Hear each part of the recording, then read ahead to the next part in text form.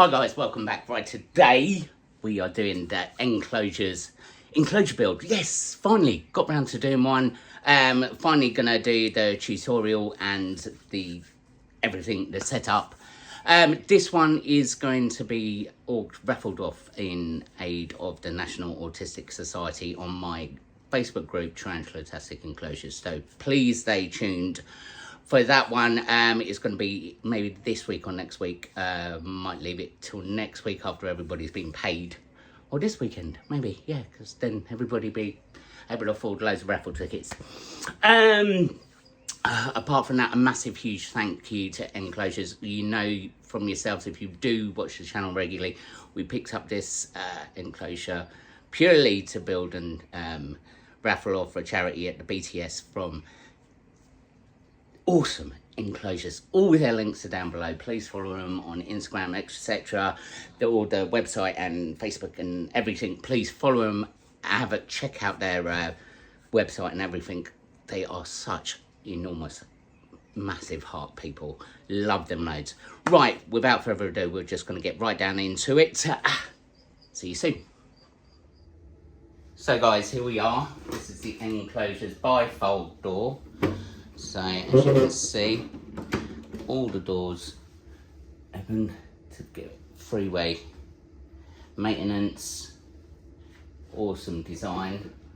We'll just all lock. It's got magnetic door holders there, so that keeps it shut. So we did do a video on this when we received it. So we've made this background. Now we're going to come on how to make something like this first. So first of all, what we did, we cut a piece of board to fit into this space here, exact fit here. So that would just slot in like so.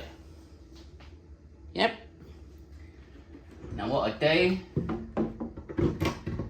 this is plywood, and as you can see from the sheen, we've sealed it with pond sealer. You can see all the bark's all shiny as well. So we just cut a piece of 6mm ply. 6mm ply.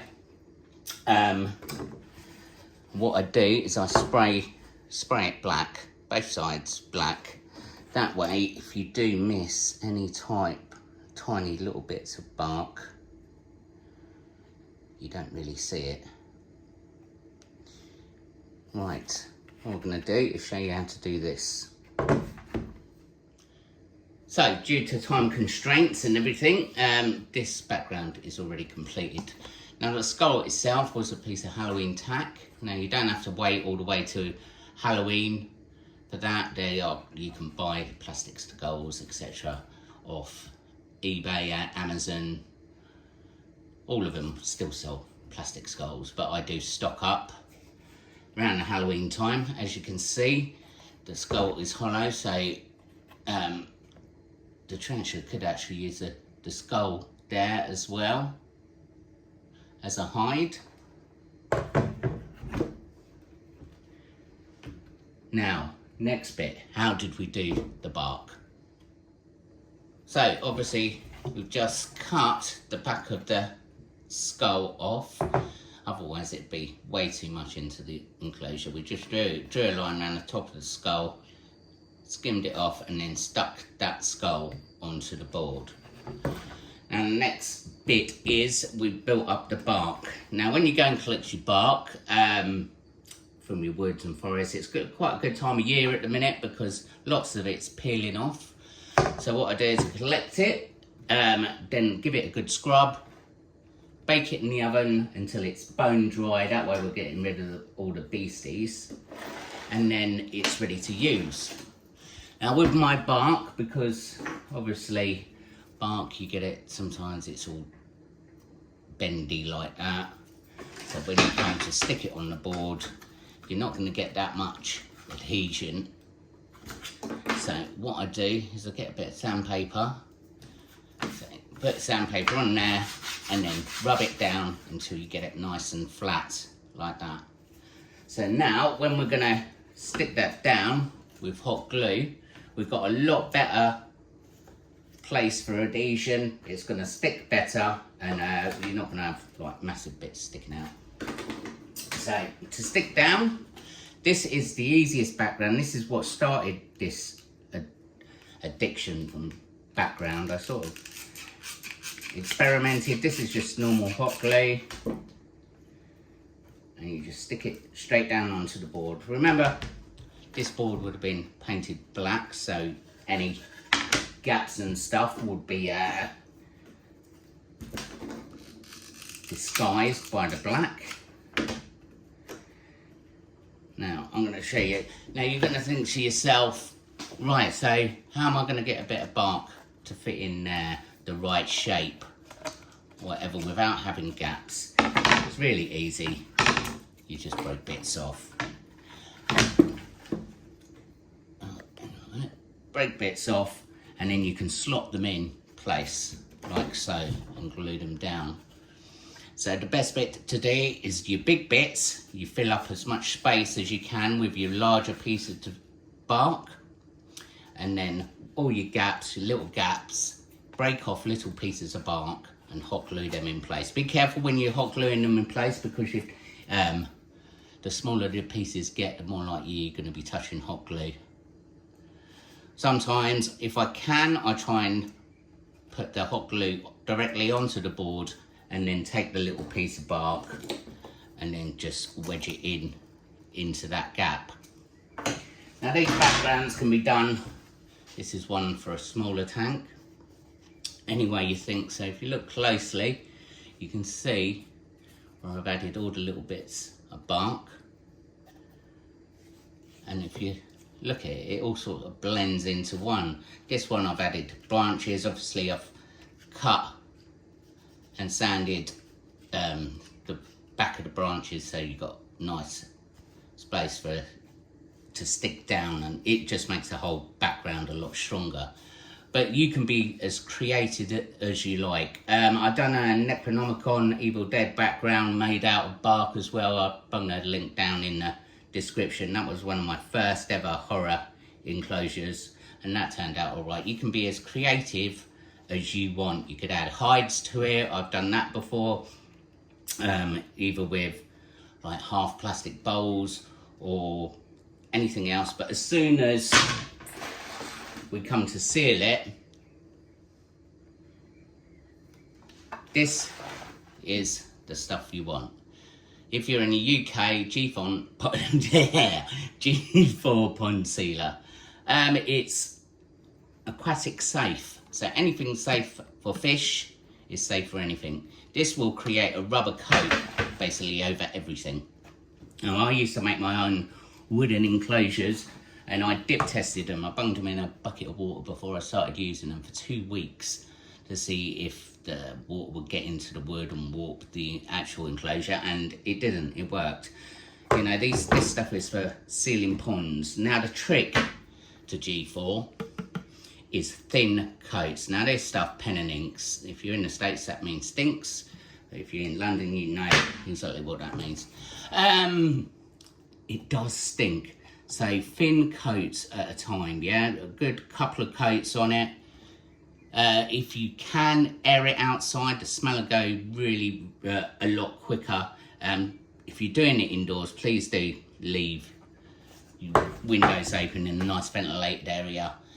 Otherwise, it is gonna stink your house out. So if you've got like a garage, or it's a nice sunny day, it's a perfect time if you've got to seal a load of backgrounds to do a load at once. But as you can see, it gives it that nice tint. Now, on the background here, you can see I've not only just done the background, but I've built it around the skull, so like on the jaw, so it's all sort of blending in, like it's bursting out of that background. Now, you can be as creative as you want, but at the end of the day, this is the easiest one to do, because a lot of people think, well, I'm not very artistic, but really all you're doing is sticking a load of bark onto a board, making sure you've got all the gaps done, and then sealing it, and that's it. The skull itself, I don't know wipe and spray and wipe technique. So I got some black aerosol, sprayed it and wiped off immediately to give it that sort of dirty, manky look, which I think looks quite cool. Some of the skulls you get from the shops can be quite white, so that's a good way to dirty and age your bones and skulls for your enclosure. Plus it's really quick and easy to do. Plus, once you're sealing it, once all this is sealed, this is all fish safe, which means it's totally tarantula safe, or reptile safe, or anything else. It's like you're talking to the skull now, right? So that's the background. So this is how easy it's going to be. We're going to fit the background itself, and then start building up the enclosure. So what we're going to do now, lay the tank on its side. We're just going to put some hot glue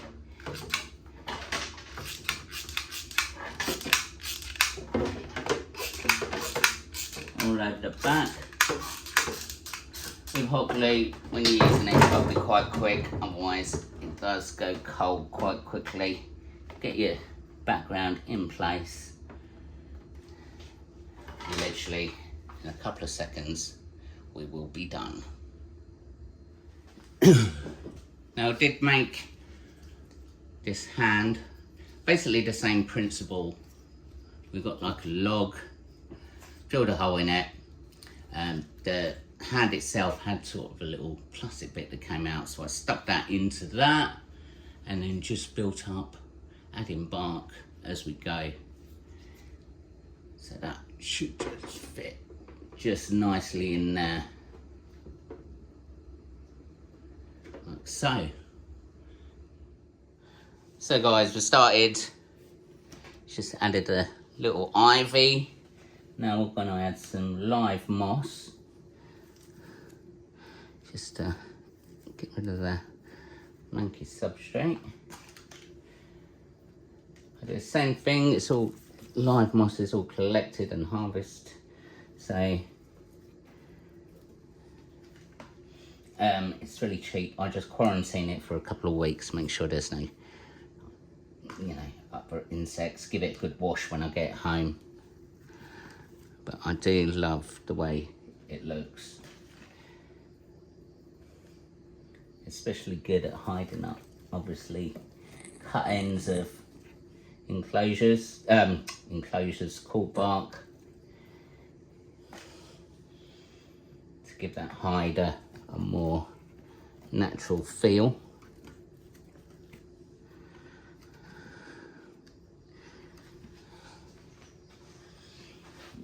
I think we're getting there.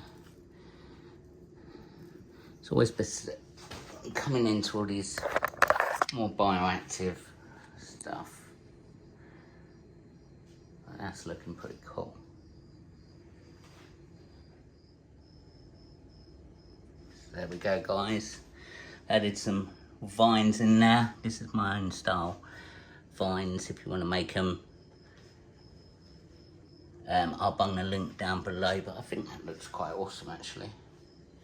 You've got vines going into the mouth, giving it that really creepy, eerie look.